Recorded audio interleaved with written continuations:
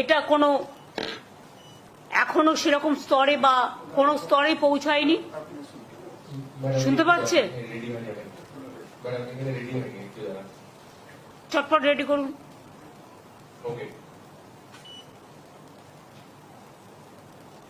Ready?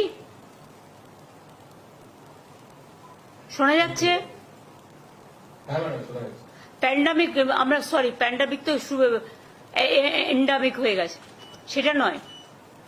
আমরা Covid শুনলে ভয় পাই, কিন্তু যাই হোক, কোভিড এখনো বাংলায় প্রাইভেটে কে কি করছে আমরা জানি না, তার দায়িত্ব তো আমাদের নয়, তাদের পেশেন্ট দিতে হয়। আমাদের সরকারিভাবে যে রিপোর্ট আমাদের কাছে আছে, তথ্য আছে,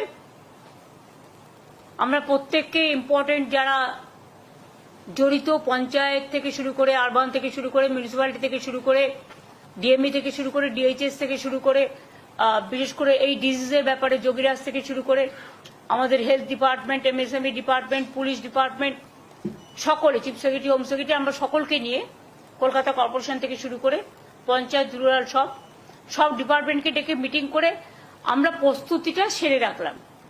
ফার্দার যদি হয়, আমরা আশা করছি ওই প্যান্ডামিক আর হবে না,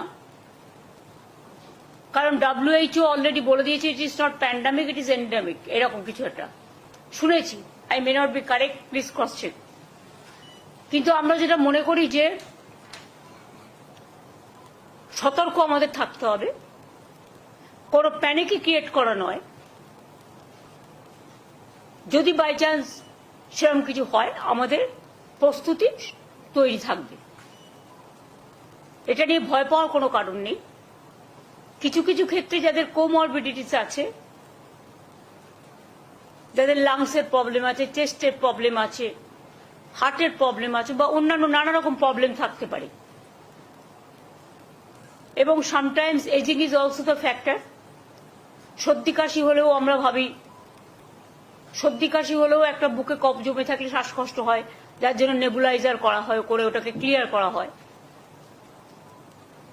তারা ডাক্তার দেখান, ট্রিটমেন্ট করুন। সরকার আপনাদের সাথে সবসময় ছিল, আছে, থাকবে। চেষ্টা করুন সরকারি হাসপাতালে চিকিৎসা করার, তাহলে আপনাদের আননেসেসারিলি কোনো একটা অসুখের নামে বেশি টাকা খরচ হবে না। যার সত্যি প্রয়োজন তাকে যা যা দেওয়া দরকার সবকিছুই সরকারি হাসপাতালে আছে।